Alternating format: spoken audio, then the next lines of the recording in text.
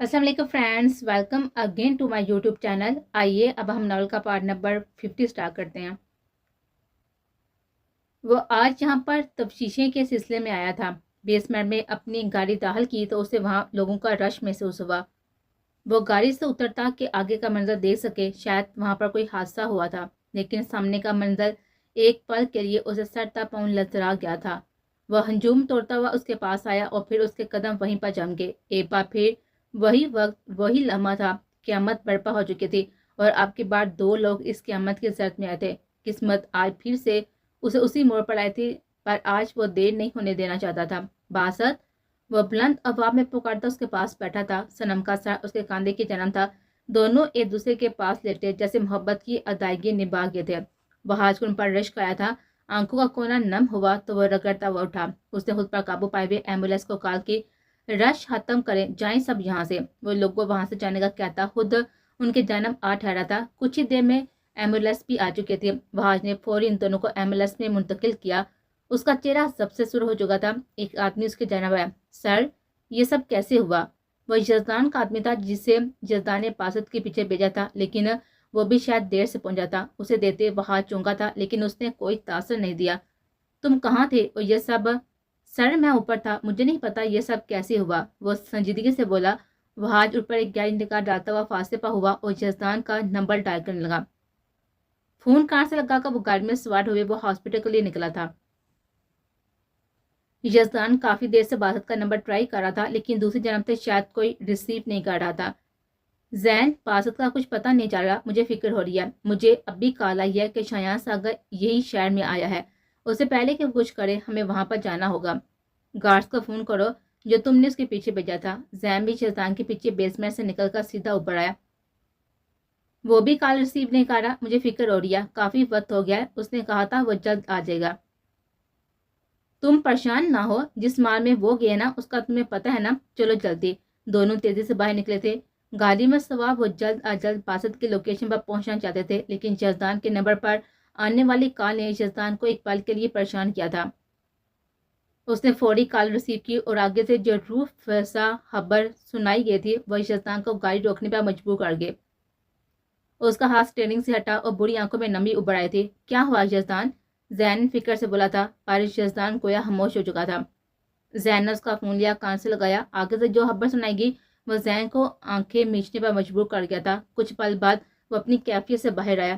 یزدان، حوصلہ کرو، اس وقت وہاں پر جانا ضروری ہے۔ باسط کو کیسے کچھ ہو سکتا ہے زین؟ یزدان کا لہجہ۔ زین اس کو دیکھتے ہوئے گاڑی سے اترا تھا اور دوسری جانب آیا تھا اور اسے باہر نکلا تھا۔ ہمیں دیر ہو جائے گی یزدان، اسے یزدان کو شانوں سے تھامے ہوئے کہا تھا۔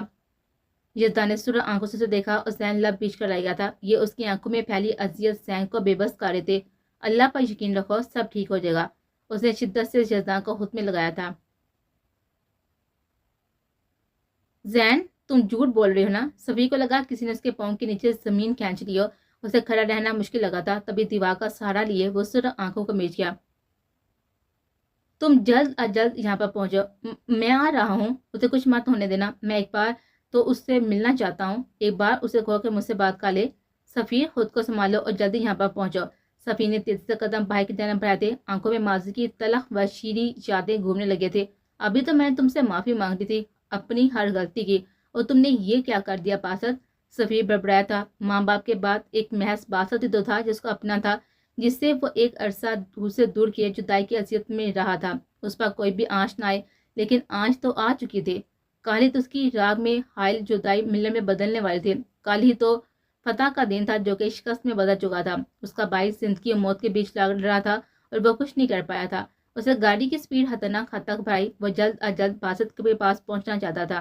رب سے فریاد کو وہ ہاسپٹل کے جانب رواں دوان تھا۔ ہسپتال میں ایک بھگت دوڑ مچی تھی۔ ان دونوں کو آپریشن تھیٹر میں لے کر جایا گیا تھا۔ کچھ ہی دیر گزری تھی کہ یزدان اور زین بھی وہاں پا چکے تھے۔ یزدان تیزی سے آپریشن تھیٹر کی جانب بھاگا۔ رک جاؤ یزدان، اندر آپریشن ہو رہا ہے۔ کیسے رک جاؤں؟ وہ دونوں تکلیف میں ہیں، اگر ان دونوں کو کچھ ہوا تو میں کسی کو زندہ نہیں چھوڑوں گا۔ وہ شدت گریہ سے ڈرا تھا۔ کئی لوگ اس کے جانب متوجہ ہوئے تھے۔ یزدان، سنبھالنا خود کو۔ زین اس کے کاندھے پر ہاتھ رکھ کے اسے بامشکل سنبھالا تھا۔ وہ گہرے سانس لیتا آنکھیں میچ گیا تھا۔ اس وقت وہ بے بس تھا۔ قسمت یوں امتحان لے گی اس نے کبھی سوچا نہ تھا۔ تو تم وہاں کیسے پہنچے؟ یزدان نے کچھ دیر بعد ہی اس نے فہد سے پوچھا، ایک تفتیش کے سلسلے میں گیا تھا یا پھر شاید قسمت مجھے اسی مقام پر لانا چاہتی تھی؟ فہد تلخی سے بویا، زین۔ صفی کی باری اور واپس زین تیزی سے مڑا تھا جہاں وہ سرخ آنکھوں سے کھڑا تھا۔ زین نے بے ساتہ نظر ڈالی جبکہ یزدان کو لگا کہ وہ آج کسی کو جواب نہیں دے پائے گا۔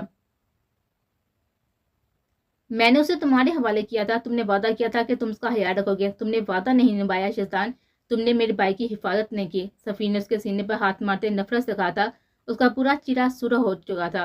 صفی، زین نے اسے خود میں بیچا تھا۔ صفی کی سسکی نکلی تھی، میں جانتا ہوں یہ بہت ہی گھٹن وقت ہے، لیکن اس وقت ہمیں دشمن کو گمراہ کرنا ہے۔ بحاج کے واپس یزدان کے جنم ہوا تھا، تمہارا گارڈ ان سب میں انوالو تھا۔ یزدان کے ماتھے پر بل نمایاں ہوئے تھے، ایسے کیسے ہو جاتا ہے؟ ایسا ہو چکا ہے اور تم بے خبر ہے۔ یزدان تم گھر جو، یہاں کا معاملہ میں سنبھالتا ہوں۔ زین نے صلح جوئی کا مظاہرہ کیا تھا، جب تک باسط کا آپریشن نہیں ہو جاتا میں کہیں نہیں جاؤں گا۔ آریان کو اس بارے میں کچھ پتہ نہیں اور میں نہیں چاہتا کہ اسے کچھ پتہ چلے۔ اس کی بہن تکلیف میں ہے اور میں چھپا نہیں سکتا کچھ بھی۔ اس وقت تم میری کیفیت نہیں سمجھ رہے۔ یزدان ہوش کے ناخن لو، تم کیوں نہیں سمجھ رہے؟ نہیں سمجھنا چاہتا میں کچھ بھی۔ بے با پھر بے قابو ہوا تھا، پاگل انسان، تم کیوں نہیں سمجھ رہے؟ فہد تان پیچھے گرا تھا، اپنی ہاتھ میں رہو، وہ دونوں ایک دوسرے کے مقابلے آئے تھے، تم دونوں پاگل ہو چکے ہو۔ باسط اس وقت زندگی موت کی کشمکش میں ہے اور تم اپنے جھگڑوں میں الجھ رہے ہو۔ زین تیر سے بولا تو یزدان نے سر جھٹکا تھا۔ وہاں سلطان، تم ہاسپٹل میں رہو، صفی تم بھی یہیں رکو، لیکن احتیاط کرنا۔ وہ یزدان کو زبردستی کھینچتا وہاں سے لے گیا تھا۔ تم کہاں تھے جب میں نے تمہیں باسط کے پیچھے بھیجا تھا؟ یزدان نے اس گارڈ کو گریبان سے جگایا اور اپنے سامنے کیا جس کی حالت مار کھا کر بری ہو چکے تھے۔ سر میں اوپر تھا، مجھے نہیں پتا کہ وہ کب نیچے گئے اور کب یہ سب ہوا۔ گارڈ کی آواز میں شدید درد تھا۔ مجھے سچ بتا دو ورنہ تمہاری موت اتنی بدتر ہوگی کہ مرنے کے بعد بھی تمہاری روح پرسکون نہیں ہوگی۔ یزدان کی شفاق دھمکی پر اس کی جان ہوا ہونے لگے۔ سر میں سچ کہہ رہا ہوں، تم جھوٹ بول رہے ہو۔ بہار سلطان کی باری واپس گارڈ خوف سے مڑا تھا۔ بہار کے ہاتھ میں گارڈ کا موبائل تھا، اس نے حیرت سے اپنی پاکٹ کی جانب دیکھا۔ شایان ساگر سے تم پچھلے 3 دن سے کنٹیکٹ میں تھے، اس کا ثبوت یہ ہے۔ بہار نے موبائل کی اسکرین سامنے کی، گارڈ کے ماتھے پر پسینہ چمکا تھا جبکہ یزدان کی اس کے کالر پر گرفت مضبوط تھے۔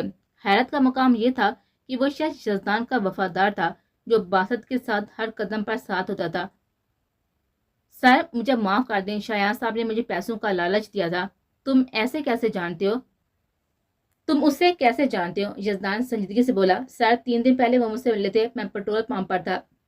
باسط سر کی کال مجھے آئی تھی اور میں ان سے وہی سن رہا تھا۔ باسط سر کا آرڈر لے کر مجھے مال جانا تھا، وہ بھی شاید اپنے کام سے آتے، انہوں نے مجھے مال میں دیکھا، وہیں انہوں نے مجھ سے باسط کے بارے میں پوچھا تھا کیونکہ میں بودیک میں ہی تھا۔ سر مجھے نہیں پتا کہ وہ باسط صاحب کو جان سے مارنا چاہتے ہیں، مجھے لگا انہیں ڈیزائن چاہیے، تبھی انہوں نے مجھے پیسوں کی آفر کی تھی۔ یزدان کا دماغ گھوم کر آئے گا تھا، یعنی اسے شک ہو چکا تھا اور اسی شک کی تصدیق کے لیے اس نے گارڈ تک رسائی حاصل کی تھی۔ غلطی ہو چکی تھی اور یہ غلطی انہیں باور کروا گئی تھی کہ لاپرواہی کا کیا نتیجہ نکلتا ہے۔ تم پریشان مت ہو، مینشن کی سیکورٹی میں تمہارے کہنے سے پہلے ہی بڑھا چکا ہوں۔ اس نے یزدان کے کاندھے پر ہاتھ رکھا تھا، لہجہ بظاہر کڑک تھا لیکن انداز کچھ اور بتا رہا تھا۔ یزدان نے تشکر سے اس کو دیکھا۔ مینشن میں یہ خبر جیسے سب کچھ شدید غم سے دوچار کر گئی تھی، چاہ کبھی آریان سے یہ خبر چھپی نہیں رہ سکتی تھی۔ ایک بار پھر وہی اذیت، وہی مقام تھا، جبکہ روز آریان کی حالت کی وجہ سے مزید پریشان تھی۔ جب سے شایان کا پتہ چلا تھا یزدان آپس سے باہر تھا، وحاش تو دوبارہ ہاسپٹل جا چکا تھا۔ تبھی جب کمرے میں آرام کر رہی تھی، لانچ میں شور سنتے بھی نیچے آئی۔ روح فسا سا خبر اس کے پیروں تلے سے زمین کھسک گئے تھے۔ ظرفیہ نے سہارا دیا ورنہ وہ زمین بوس ہو جاتی۔ میں اسے زندہ نہیں چھوڑوں گا۔ آج اس نے ہر حد پار کر دی، اس نے آج بتا دیا کہ وہ زندہ رہنے کے قابل نہیں ہے۔ اور زین چودھری تم مجھے روک نہیں سکتے۔ یزدان ڈرا تھا جبکہ اس کے داغ پر آج طبیب بھی سہم گیا تھی۔ اس نے یزدان کو کبھی اتنے غصے میں نہیں دیکھا تھا جتنا اس وقت وہ غم و غصے میں پاگل ہو رہا تھا۔ یزدان پلیز اتنا غصہ مت کرو، وہ بھیگی آواز میں بولے۔ کیسے نہ کروں تعبیر، وہ تکلیف میں ہے، اس کی تکلیف میری جان نکال رہی ہے، اسے کچھ ہو گیا تو میں مرنے کے بعد اس کے ماں باپ کو کیا جواب دوں گا؟ میں نے وعدہ کیا تھا ان سے اور میں وہ وعدہ نبھا نہیں پایا۔ اس کے لہجے میں ٹوٹے کانچ کی کیڑیاں پھیل تھیں۔ یزدان پلیز خود کو سنبھالو، وہ بے بسی سے بولی جبکہ آریان ایک جانب خاموش کھڑا تھا۔ شایان ساگر کی شفافیت کو وہ سوچتا ہوا اس وقت اذیت کی انتہا پر تھا۔ تعبیر آپ اپنے کمرے میں جائیں، مجھے ابھی اسی وقت جانا ہے۔ شایان ساگر کا قطع مجھ پر اب واجب ہو چکا ہے۔ وہ تعبیر کا ہاتھ اپنے بال سے ہٹاتا باہر کی جانب بڑھا تھا جب زین نے اس کے سامنے آیا تھا۔ طبیب وہیں خوف سے کھڑے رہ گئے تھے. اس سے پہلے ہی کچھ سمجھ نہیں آ رہا تھا شایان نے آخر کون سی دشمنی نبھائی تھی، لیکن یہ سوال و جواب کا وقت نہیں تھا. تم ہٹ جاؤ میرے راستے سے، تم مجھے روکنے کا کوئی حق نہیں رکھتے، سب تمہاری وجہ سے ہوا ہے. زین اس کی ذہنی کیفیت اچھے سے سمجھ رہا تھا. تبھی اس نے کوئی بھی تاثر نہ دیا، نہ غصے کا اظہار کیا، نہ ہی اس نے جدان پر کوئی الزام عائد کیا. وہ اس وقت اپنی دماغی حالت کو بگاڑنا نہیں چاہتا تھا. اب اسے ایک ایک قدم پھونک پھونک کر رکھنا تھا. میں روک سکتا ہوں یزدان، کیونکہ ہمیں کئی لوگوں کی جان بچانی ہے. یہ وقت جوش کا نہیں، ہوش کا ہے. باسط کی حالت کا مجھے بھی افسوس ہے، بلکہ شدید دکھ ہے، لیکن کل کی میٹنگ بہت ضروری ہے. اس کے بعد شایان کے پاس بچنے کے لیے راہ باقی نہیں رہ گئی. وہ آہستگی سے گویا ہوا، زین میں کچھ سننا نہیں چاہتا، مجھے جانے دو ورنہ میں تمہاری جان لے لوں گا. وہ زین کا گریبان جکڑے دھرا تھا. لے لو میری جان، اگر تمہارا غصہ، تمہارا انتقام ایسے ہی پورا ہوتا ہے تو لے لو میری جان، لیکن میں ایک کی وجہ سے لاکھوں لوگوں کی جان مشکل میں نہیں ڈال سکتا. اگر میں اس وقت دل و دماغ سے سوچوں گا تو سب کچھ اپنے ہاتھوں سے برباد کر دوں گا.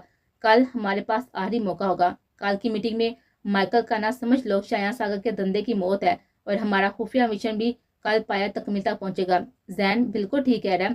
تم سے زیادہ انتقام کی آگ میرے اندر بڑک رہی ہے.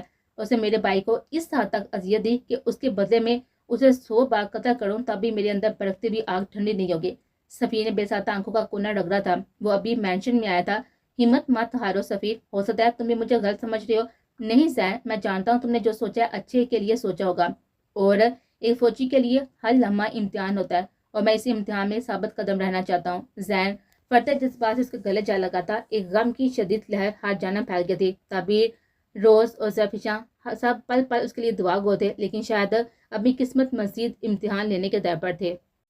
وہ اسے کمرے میں لایا تھا تاکہ تفصیلی بات کر سکے. یزدان میری بات سنو، مائیکل اور اس کے پارٹنر صبح 9 بجے پہنچ جائیں گے، اور شایان ساگر انہیں سیدھا وہیں پر لے کر جائے گا جہاں اس نے ان لڑکیوں کو رکھا ہوگا. وہاج ایئرپورٹ سے ہی ان کا پیچھا کرے گا. آفیسر سے مل کر وہ کل ان لڑکیوں کو وہاں سے بازیاب کروا لیا جائے گا جو شایان ساگر کے قبضے میں ہے. بھائی کا سارا کام بہاد سلطان سنبھالے گا، اور سفیر اور شہرین اندر کے معاملات کو دیکھ لیں گے. اس دوران شایان ساگر کافی بخلا چکا ہوگا، اور تم مجھے سہگل انٹرپرائزر میں میٹنگ ارینج کرواؤ گے اور اس میٹنگ میں شمولیت کا کہو گے. 12 بجے میٹنگ ہوگی، اور آگے تم جانتے ہو تم نے کیا کرنا ہے. یزدان نے محض اس کو دیکھا تھا. تم اپنا چاقو صرف اپنے پاس رکھو گے، گن تم نہیں لے کر جاؤ گے. زین نے آخری الفاظ تنبیہ کے طور پر کہے تھے.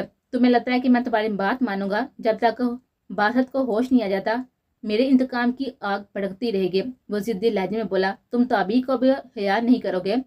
صدام کے معاملے میں تم نے جلد بازی کا مظاہرہ کیا تھا. تم نے اس روز میرا انتظار بھی نہیں کیا تھا، جس کی وجہ سے یزدان سے گرا تھا. میری بیوی کو درمیان میں مت لاؤ. اس کی ہاتھ تک اگر میں صدام کو جان سے مار سکتا ہوں تو باقی صاحب میرے لیے کوئی حیثیت نہیں رہتے. اور وہ گھٹیا آدمی، اسے تو میں اب خاص دشمنی نکلتی ہے. اس نے طبی کو ہر مرتبہ ذلیل و رسوا کیا. اس کی موت صدام سہگل سے بھی بھیانک ہوگی. اسے بھی میں اپنے ہاتھوں سے مار دوں گا. وہ بلند آواز میں گرایا جبکہ دروازے کے قریب کھڑی طبی کا ہاتھ بے ساتھ منہ پر گیا تھا.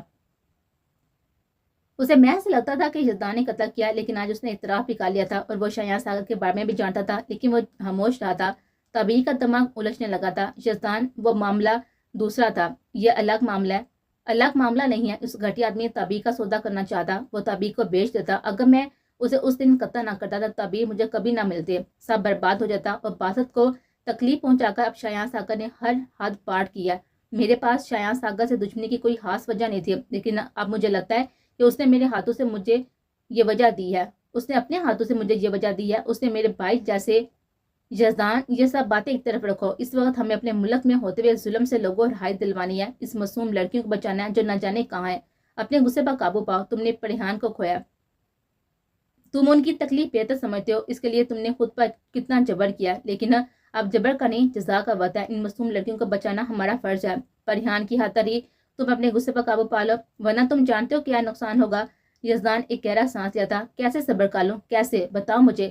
پری کا چہرہ آبی مجھے راتوں کو سونے نہیں دیتا. میں نے اپنے ہر پیارے شخص کو اذیت میں دیکھا. پہلے پری مجھے چھوڑ کر چلے گی، اور اب باسط وہ اتنی اذیت میں ہے. مجھ سے اس کی تکلیف برداشت نہیں ہو رہی. ایسا لگ رہا ہے میں مر جاؤں گا. یزدان کا ٹوٹا لہجہ زین کو پشیمان کرنے لگا تھا. تعبیر دروازے کا سہارا لیے ہوئے اب بھی سن کر تھی. جب زین کی نظر دروازے پر گئی، تعبیر وہ بڑبڑایا تھا جبکہ یزدان کی نظر اس پر گئی تھی. یزدان کو شدت سے غلط ہونے کا احساس ہوا تھا. وہ چند قدم پیچھے تھے. تعبیر، میری بات سنیں. وہ آگے بڑھا جبکہ تعبیر نفی میں سائل آتا اور باہر کی جانب تیز قدموں سے بڑھے۔ زین کو بھی معاملے کی سنگینی کا احساس ہو چکا تھا۔ یزدان اس کے پاس جاؤ اور غصہ مت کرنا۔ یزدان تیز قدموں سے اس کے پیچھے گیا تھا۔ تعبیر میری بات سنے۔ اس نے آگے بڑھ کر تعبیر کو بال سے پکڑا تھا۔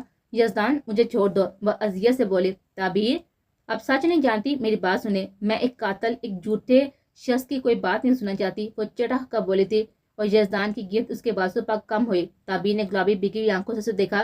یزدان نے لب بیچے تھے گویا کوئی وضاحت نہ دینا چاہتا ہو۔ وہ اپنے کول نبھانا جانتا تھا۔ اس نے کہا تھا کہ وہ آج کے بعد وضاحت نہیں دے گا، اس لیے خاموش ہو گیا تھا۔ تعبیر نے اطلاع گہری نگاہ پر ڈالی اور آنسو رگڑتی اوپر بڑھنے لگے تھے۔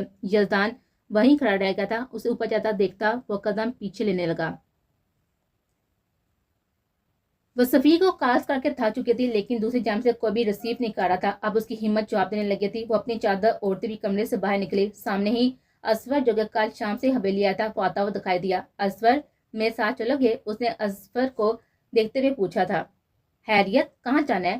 صفی کے گھر جانا ہے، پلیز چلو، میرا دل بہت گھبرا رہا ہے۔ نہیں شجیہ، زین بھائی نے ساتھی سے منع کیا اور گاز بھی ہمیں جانے نہیں دیں گے، وہ رسانیت سے بولا، مگر مجھے جانا ہے، پلیز مجھے لے جاؤ پلیز۔ وہ فریادی بنی تھی۔ کیا ہوا شجیہ، سب خیریت ہے؟ قیوم چچا کو دیکھتی وہ گھبرائی تھی۔ نہیں چچا، کچھ بھی نہیں، ایسے ہی اصفر سے باتیں کر رہی تھی۔ اس نے اصفر کو دیکھا جو اس کے جوڑ پر آنکھیں پھیلا کر آ گیا تھا۔ بابا، شجیہ کو صفی بھائی سے ملنے جانا ہے۔ شجیہ نے آنکھیں میچ کر کھولی تھی۔ تو اس میں اتنے ڈرنے کی کیا ضرورت ہے؟ آؤ میں لے جاتا ہوں۔ سچ میں آپ لے جائیں گے؟ ہاں، لیکن خاموشی سے جائیں گے، تم کار میں پیچھے بیٹھنا۔ میں جانتا ہوں کہ زین نے ساتھی سے منع کیا ہے، اس حادثے کی وجہ سے وہ احتیاط برت رہا ہے، لیکن فکر نہ کرو، اسے میں سنبھال لوں گا۔ شکریہ چچا، پہلے میں جاتا ہوں پھر تم آنا، گاز کو دھوکہ دے کر نکل جائیں گے۔ انہوں نے مسکرا کر کہا تو شجیہ کو دل کچھ حد تک پرسکون ہوا تھا۔ رات کے 9 بجے کا وقت تھا، کچھ سردی کا موسم تھا جس کی بدولت سب اپنے کمروں میں تھے۔ وہ شاہ کو درست کرتے ہوئے نیچے بڑھنے لگے۔ اصفر اپنے کمرے کی طرف جا چکا تھا۔ قیوم چودھری نے راستہ صاف دیکھ کر اسے اشارہ کیا تو وہ دبے قدموں چلتے ہوئے گاڑی کی پچھلی سیٹ پر بیٹھے تھے۔ مشہور مال سیکنڈ ٹائم کے بیسمنٹ میں 2 لوگوں کا بے دردی سے قتل کر دیا گیا تھا۔ پولیس کوئی ثبوت نہیں ڈھونڈ پائے۔ فی الحال اس قتل کے بارے میں کچھ نہیں کہا جا سکتا۔ اسکرین پر چلتی ہوئی نیوز نے شایان کے دل پر ٹھنڈی پھوار برسائی تھی۔ کچھ دیر میں اس کے موبائل پر بھی میسج آ چکا تھا۔ شایان فرش سے مسکرایا تھا۔ اپنے کارنامے پر اسے کوئی بھی افسوس نہیں تھا، بلکہ فتح مندی کا احساس رگ رگ میں سما گیا تھا۔ وہاں سے نکل کر وہ سیدھا گاؤں میں آیا تھا کیونکہ کل مائیکل اس کے پارٹنر کے ساتھ وہ اسی خفیہ راستے سے جانے والا تھا۔ اس نے قیوم چودھری کا نمبر ملایا اور فون کان سے لگایا۔ یہ خبر اسے بھی سنانا چاہتا تھا اور دوسری جانب سے فون ریسیو کر لیا گیا۔ تم نے نیوز دیکھی؟ تم سمجھتے تھے کہ میں ہاتھ پر ہاتھ رکھ کر بیٹھا ہوں، لیکن شایان ساگر سب کی خبر رکھتا ہے۔ اب بس نوفل یزدان کے بارے میں پتہ چلنا باقی ہے۔ باسط کا اس کے ساتھ ہونا یقیناً میرے یقین کی کری ہے۔ نہیں، میں باہر ہوں، اس نے بیزاری سے متصل جواب دیا تھا، باقی معاملے میں اسے کوئی دلچسپی نہ ہو۔ کہاں؟ اور اتنی رات کو کہیں باغ تو نہیں رہے؟ خوشگوار موڈ کی وجہ سے وہ مذاق کیا ہوا تھا۔ ہاں، وہ شجیہ، اسے فوری لفظ ادھورے چھوڑے۔ کیا شجیہ؟ کہاں ہے وہ؟ تمہارے ساتھ ہے؟ شایان اپنی چیئر سے اٹھ کر کھڑا ہوا تھا۔ مجھ سے جھوٹ مت بولنا، اس کی خاموشی وہ سمجھ چکا تھا۔ اسے میرے پاس لاؤ، اس سے اچھا میرے پاس کوئی موقع نہیں ہے۔ صفی چودھری بھی اپنے بھائی کے گھر میں نہ ڈالا اور اب شجیہ کو میرا ہونے سے کوئی نہیں روک پائے گا۔ میں اسے وہاں نہیں لا رہا، وہ ہلکی سے بولے۔ تم مجھے انکار کر رہی ہو؟ مجھے؟ شایان دارا تھا۔ قیوم چودھری شجیہ کی وجہ سے خاموش رہ گئے تھے۔ اگر اگلے 10 منٹ میں تم اسے یہاں پر نہیں لائے تو تم مجھے اچھے سے جانتے ہو۔ قیوم چودھری بے بس ہوئے تھے۔ انہیں گاڑی فوری اس کا روح بدلا تھا۔ ٹھیک ہے، انہیں میں یہی کہہ کر کال کاٹ دی تھی جبکہ شایان فخر سے مسکرایا تھا۔ چاچو، یہ آپ مجھے کہاں لے کر جا رہی ہیں؟ صفی کے گھر کا راستہ تو سیدھا تھا۔ شجیہ نے راستے کا رخ بدل دے کر پوچھا۔ شایان ساگر تم سے ملنا چاہتا ہے، انہیں نہایت ہی سنجیدگی سے کہا تھا۔ شجیہ کا رنگ پھک ہوا تھا۔ یہ آپ کیا کہہ رہی ہیں چاچو؟ اور آپ مجھے کیسے اس کے پاس لے کر جا سکتے ہیں؟ گھبراہٹ سے اس کے ماتھے پر پسینہ چمکنے لگا تھا۔ جو کہہ رہا نا ٹھیک کہہ رہا ہوں۔ نہیں، مجھے نہیں جانا، مجھے صفی کے پاس جانا ہے۔ وہ صفی کا نمبر ایک بار پھر ڈائل کرنے لگے تھے جبکہ قیوم چودھری نے اس کے ہاتھ سے موبائل چپٹ کر آف کر دیا۔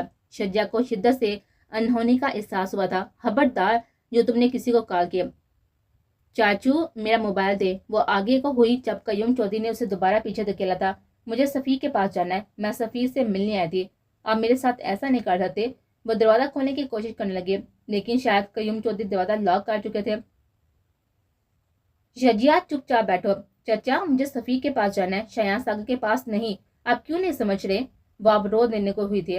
تمہاری منزل صفی نہیں شایان ساگر ہے۔ شجا کو سانس لینے میں مشکل ہوئی تھی، اپنے چاچو سے اسے یہ امید نہ تھی۔ آپ گاڑی رکنے پر وہ مزید گھبراتی، وہ دروازہ کھولتی باہر بھاگی، لیکن قیوم چودھری اس کو پکڑ چکے تھے۔ چپ چاپ چلو میرے ساتھ، وہ دانت پیستے پر بولے۔ چاچو یہ آپ کیا کر رہے ہیں؟ آپ مجھے اس کے بارے میں پاس کیوں لے کر جا رہے ہیں؟ وہ روتے ہوئے چیختی۔ اسے یقین نہیں آ رہا تھا کہ یہ اس کے وہ چاچو ہیں جس نے ہمیشہ نرمی کا مظاہرہ کیا تھا۔ قیوم چودھری خاموشی سے اسے لیے آگے بڑھ گئے تھے، وہ اسے سیدھا تہانے میں لے کر جا رہے تھے۔ شجیا ان کی گرفت میں جٹپٹانے لگے تھے، لیکن وہ ساتھی سے تھام کر اسے نیچے لائے تھے۔ سامنے شایان کو دیتے ہوئے شجیا کا چہرے کا رنگ پال میں سفید پڑا تھا۔ وہ آنکھوں میں اشتیاق لیے اس کو دیکھ رہا تھا۔ مجھے یقین نہیں آ رہا کہ تم میرے گھر آئی ہو۔ شایان ہاتھ پھیلائے ہوئے آگے بڑھا، اس کا انداز شجیا کے لیے اچنبے کا باعث تھا۔ شایان مجھے جانے دو یہاں سے، وہ خوف کے زیر اثر بامشکل بول پائے تھے۔ کیسے شجیا؟ خود اپنے قدموں میں چاہ کر میرے پاس آئی ہو، وہ شجیا کے قریب آتے ہوئے بولا تھا، اور شجیا نے اپنے دونوں ہاتھوں سے اسے پاس آنے سے روکا تھا۔ میں خود نہیں آئی۔ وہ یہ الزام اپنی ذات پر برداشت نہیں کر پائے تھے۔ شایان اسے بازو سے تھام چکا تھا۔ شجیا کو اس کا لمس ہاردہ کانٹوں کے مانند لگا تھا۔ اسے شایان کے سینے پر ہاتھ رکھ کر اسے زور سے دکھا دیا تھا۔ وہ لڑ کھڑا کر پیچھے ہوا۔ ایک پل کے لیے اس کا چہرہ سرخ ہوا تھا، لیکن اس نے آنکھیں میچ کر گہرا سانس لیا۔ مجھے جیسے وہ اس لڑکی پر ذرا سا بھی غصہ نہیں کرنا چاہتا۔ چاچو پلیز جانے دے مجھے، وہ قدم پیچھے لیتی بولی، لیکن پیچھے بند دروازے نے اس کا سانس خشک کیا تھا۔ شکریہ قیوم چودھری، تم نے آج میری خوشی خود میرے ہاتھوں میں تھما دی۔ کل کا دن تمہارے لیے خوشیوں کا دن ہوگا، کیونکہ آج رات میری فتح کی رات ہے۔ اس نے گہری نظر اس پر ڈال تھی۔ شجیا نے بے یقینی سے اپنے چاچو کو دیکھا، جس کے چہرے پر شجیا کے لیے اجنبیت تھی۔ اسے اپنی غلطی کی سنگینی کا شدت سے احساس ہوا تھا جو اس نے چاچو کے ساتھ آ کر کی تھی۔ زین نے اسے سادے سے منع کیا تھا کہ وہ گھر سے باہر نہیں جائے گی، لیکن وہ یہ گناہ کر چکے تھے اور اب اسی گناہ کی سزا اس کی منتظر تھے۔ اس کے اپنے چاچو نے اسے جہنم میں لا پھینکا تھا۔ تمہیں ایک لیٹسٹ نیوز دوں، اسے شجیا کا ہاتھ پکڑے ہوئے کہا تھا۔ باسط اور سنم کا قتل ہو چکا ہے۔ قیوم چودھری نے اسے چھنبے سے دیکھا تھا، اور یہ نیک کام میں نے اپنے ہاتھوں سے کیا۔ شجیا کی پوری روح جیسے جھنجھوڑ گئے تھے۔ اسے پھٹی آنکھوں سے پہلے شایان اور پھر قیوم چودھری کو دیکھا۔ قیوم چودھری اس کو دیتے سامنے سے باہر نکل گئے تھے۔ چلو میرے ساتھ، اس نے آگے بڑھ کر شجیا کا ہاتھ پوری طرح سے دبوچا، اسے گھسیٹتے ہوئے راہدار سے گزارنے لگا۔ وہ سن کھڑی تھی، لیکن یک ہاتھ چیخے تھے، چھوڑے مجھے شایان، چھوڑے۔ شایان اس کے بازو کو جھٹکا دیا تھا اور اسے اپنے پاس کھینچا۔ شجیا شدید اذیت سے دو چار ہوتی بامشکل فاصلہ بنا پائی تھی۔ اگر زیادہ ضد لگاؤ گی تو اس کا انجام بھی اچھے سے جانتی ہو۔ تم نے ابھی میری نرمی، میری محبت دیکھی ہے، اگر درندگی دکھانے پایا تو کسی کو منہ دکھانے کے قابل نہیں رہو گے۔ اس کا ایک ایک لفظ شجیا کو تازیانے کی طرح لگا تھا۔ وہ شدت سے روئی، لیکن شایان اس کے رونے کی پرواہ کیے بنا اسے گھسیٹتا ہوا لے کر گیا۔ یہ تم نے کیا کیا شایان؟ جمال ملک صدماتی کیفیت دروازے میں ہی کھڑے رہ گئے تھے۔ وہ ابھی نیوز دے کر آئے تھے۔ میں نے جو کیا ٹھیک کیا، اور آپ جانتے ہیں آریان زندہ ہے۔ میرا شک صحیح تھا، وہ زندہ ہے۔ تم نے سنم کو جان سے مار ڈالا؟ وہ ابھی ایسے اس سے سوال کر رہے تھے۔ بابا آپ کو تو خوش ہونا چاہیے کہ میں نے اسے مار دیا۔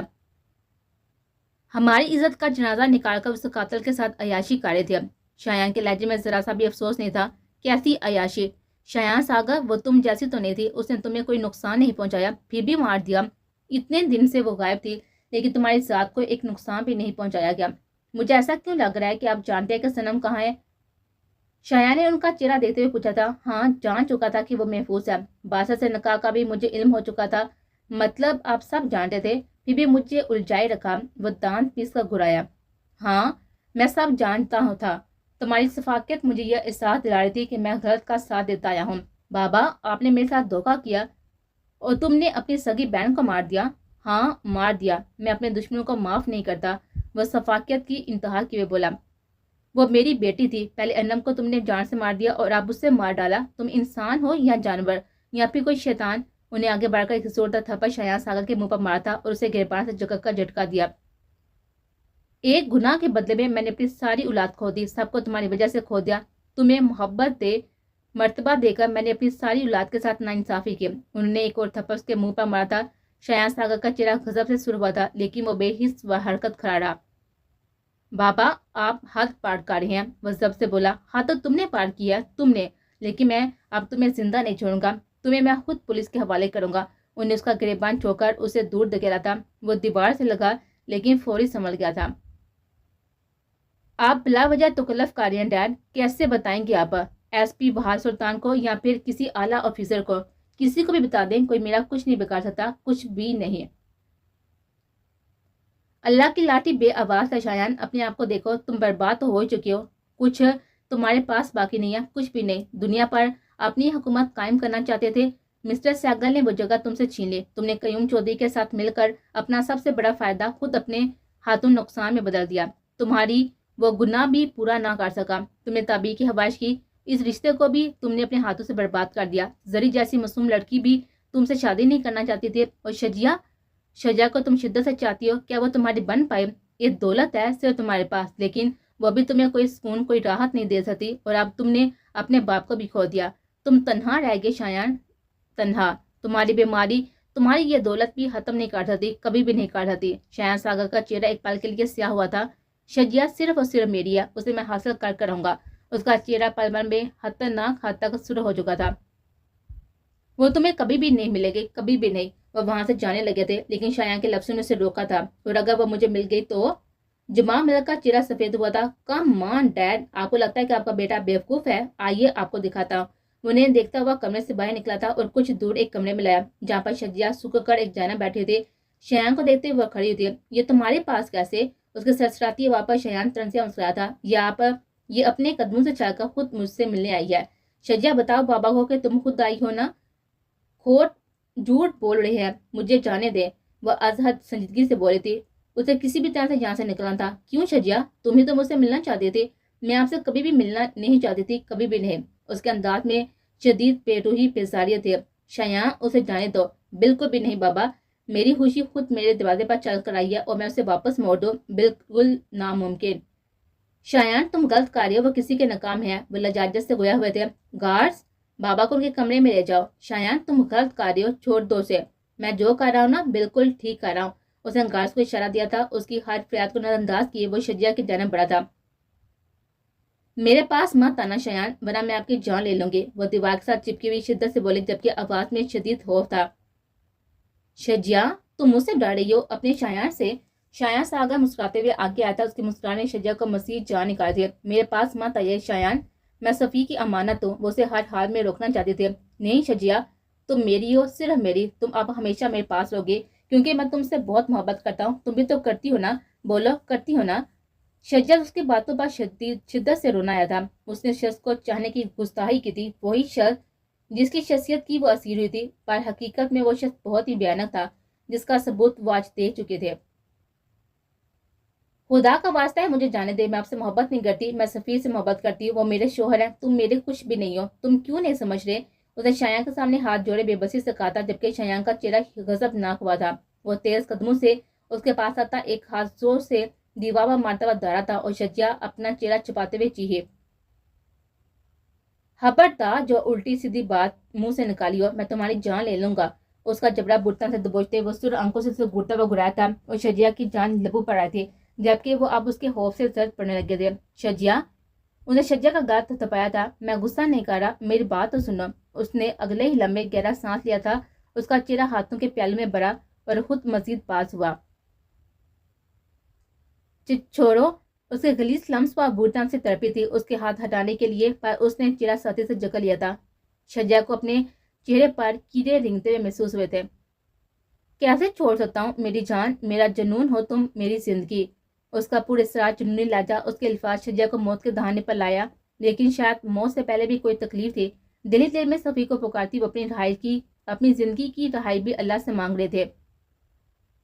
کاش کہ موت آ جاتی اور وہ مر جاتی، نہ شایان کا خوف ہوتا، نہ ہی صفی کی نظروں میں گرنے کا خوف، لیکن زندگی نے ابھی اسے آزمانا تھا۔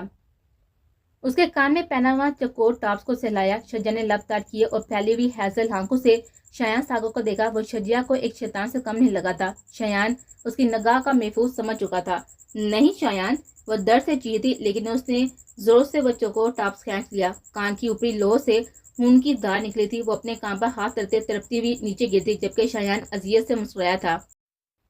سفیر خان کو لگتا ہے کہ وہ بازی کھیلنا جانتا ہے، لیکن اسے کیا پتا کہ میں نے تو گارڈ کا پانی پیا ہے، ایسی چھوٹی موٹی حفاظت کو میں جان نہیں پاؤں گا۔